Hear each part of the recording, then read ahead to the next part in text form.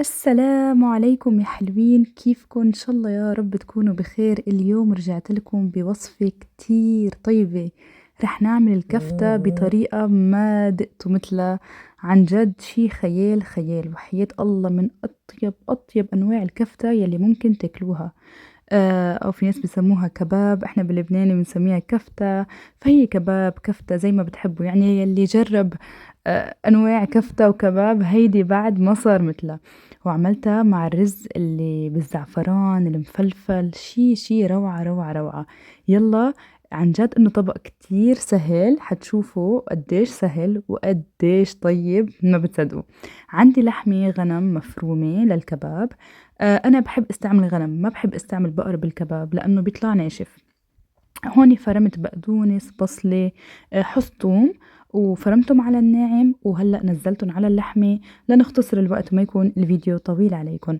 المهم، من بعد ما نزلتهم وفرمتهم بدي نزل عليهم بهارات يلي هن بابريكا حلوة. عندي كمان 7 بهارات، 7 بهارات عبيدو، وعندي بهار أسود. يعني هن 7 بهارات، يعني معروف التشكيلة، فيها قرفة شوي جوز الطيب وهيك. وعندي إضافة يلي هي بيكنج صودا، لأنه حيخلي اللحم كتير طري وما حيخليه هيك يمسك الكباب شادد، حيكون هيك بتحسوه كتير سلس ومنه هيك ماسك على حاله. أكيد بدنا نملح حسب الذوق، وبعدين بدنا نخلط هيدا الخليط، وبدي خليه تقريبا شي ربع ساعة على جنب. نخلي البيكنج صودا تعمل مفعول. هلأ بصينية بدي فوتها على النار، عندي بصل، عندي توم، عندي فليفلة حلوة، عندي إياها خضرة، وكمان فليفلة حلوة حمرا، عندي قرن حر. هدول كلهم بدي رشهم بشوية زيت زيتون وشوية ملح، وبدي فوتهم على الفرن لا يبلشوا ياخدوا هيك لون. وبدي اقدر اقشرهم، يعني بدي اياهم يستووا. هلا بتشوفوا كيف بس طلعهم من الفرن كيف حيكونوا.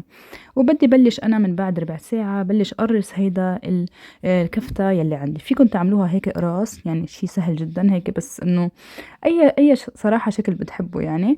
أنا حقرصهم شوي أكبر، مثل ما واضح عندكم، يعني عملتهم شوي أكبر، وانتو بقى شو ما بتحبوا فيكم تقرصوا.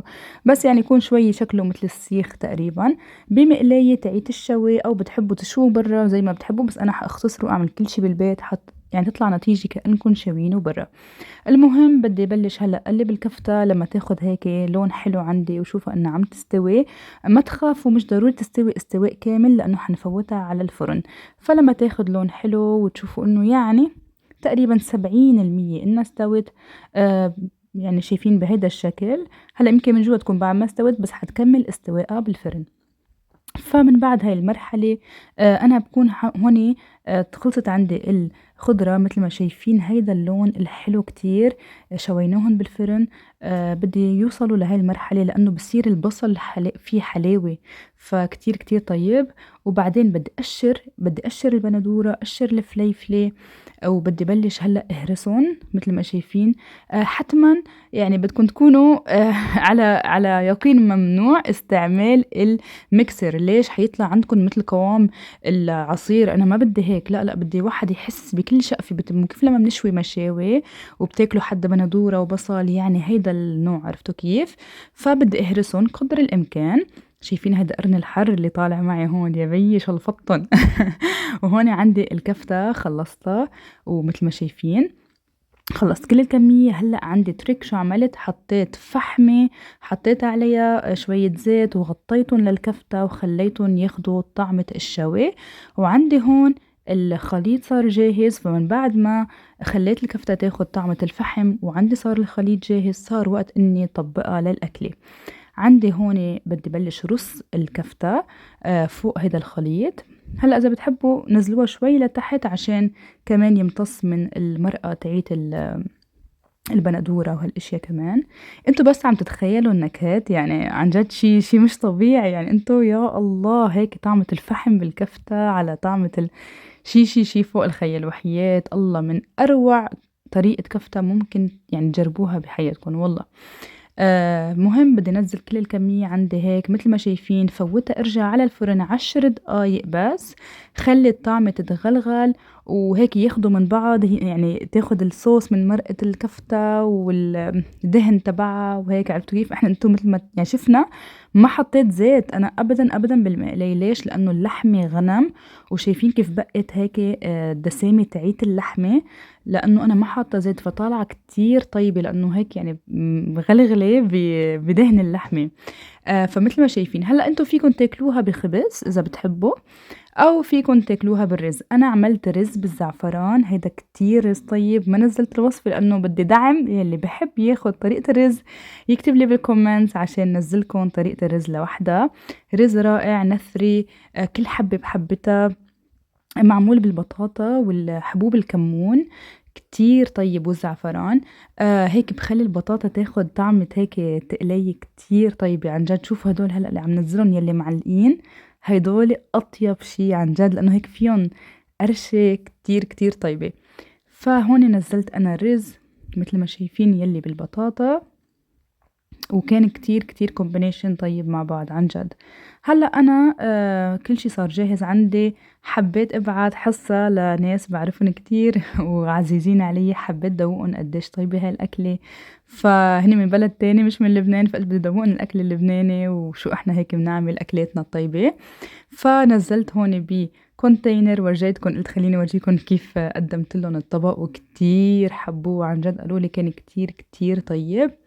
شايفين هيدي العصارة هيك جوسي، مثل ما قلت لكم فيكم تاكلوه حتى مع خبز يعني. فأنا هيك حطيت كمية، وبعدين رشيت لهم عليه شوية سلطة البواز بسميها، يلي هي بقدونس مع سما مع بصل، أكيد بتعرفوها. هيك قلت إنه يطلع شوي شكلها حلو، وسكرتها وحطيت لهم رز و والكمية الباقية بقى اسكب لإلي، يعني أنا الشيف عم بطبخ وبدي دوق وبدي آكل. المهم هون بلشت صب لحالنا بالبيت، واكيد كل واحد ماما انا اول، ماما انا اول، كلهم جعانين وعم بشموا ريحة الفحم بالبيت. وهون سكبت هيدا الرز الخطير يلي كل حبة بحبتها، حبة صفرة حبة بيضة مع البطاطا المستوية. يا الله يا الله عن جد انه راح عليكم كتير بس عندكم opportunity، عندكم انه المجال انكم تجربوها وتخبروني كيف طلعت معكم. حتصيروا شيفية بالكفتة، حتقولوا من يوم ورايح ما حناكل برا. عن جد عن جد انه اطيب من المطاعم. على القليل الواحد عارف المواد اللي مستعملة، ما مستعملين كنور وهالاشياء المش منيحة لنعزز النكهات، لا بالعكس نكهتها ناتشورال كتير طيبة. انا حطيت نوع من البريز على الوجه اسمه نزراشك، هني نوع بيجي هيك بالحموضة والحلاوة، كتير اضافة طيبة كمان عطيت.